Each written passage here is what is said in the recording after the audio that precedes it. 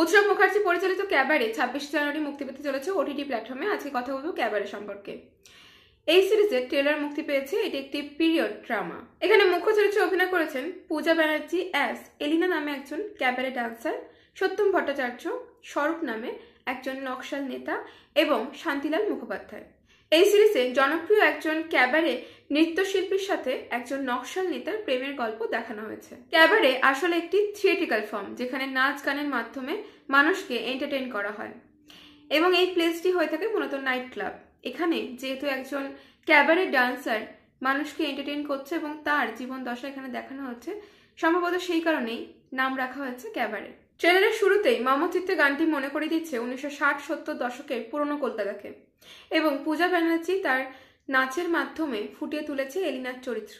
এখানে শান্তিলাল মুখোপাধ্যায়ের চরিত্রটি অনেক গুরুত্বপূর্ণ, কারণ সে চায় এলিনা কলকাতার শ্রেষ্ঠ ক্যাবারে নৃত্যশিল্পী হয়ে উঠুক এবং এক পর্যায়ে সে একটি নাইট ক্লাবে তাকে পরিচয় করে দিচ্ছে মিস এলিনা বলে, যেখানে মিস এলিনা একটি গান গাইছে মলিন রক, যেটি মূলত প্যারিসের একটি বিখ্যাত জায়গা ক্যাবারে প্লেস। পরবর্তীতে আগমন ঘটে স্বরূপ, যে ওই নাইট ক্লাবে কাজ করে এবং এলিনাকে তার পছন্দ হয়। এলিনা এবং স্বরূপের প্রেম এলিনার জীবনটাকেই বদলে দেয়। সম্পূর্ণ ট্রেলারের মধ্যেই গল্প রিফিল হয়ে গেছে। এখানে মেইন ক্যারেক্টার কি বা তার ব্যাকগ্রাউন্ড কি, কিভাবে বাকি ক্যারেক্টার তার সাথে যুক্ত হয়েছে, তাদের কি ব্যাকগ্রাউন্ড রয়েছে, সমস্ত কিছু এখানে রিভিল হয়ে গেছে, যে কারণে দর্শকদের মধ্যে ইন্টারেস্ট গ্রো করবে না সিরিজটি দেখার ক্ষেত্রে।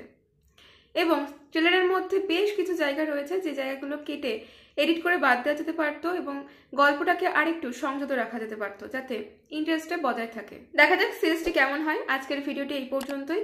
ভিডিওটি ভালো লেগে থাকলে অবশ্যই লাইক এবং বন্ধুদের সাথে শেয়ার করতে ভুলবেন না। চ্যানেলে নতুন হয়ে থাকলে সাবস্ক্রাইব করে রাখবেন। দেখা হচ্ছে পরবর্তী ভিডিওতে। ভালো থাকুন, অসংখ্য ধন্যবাদ।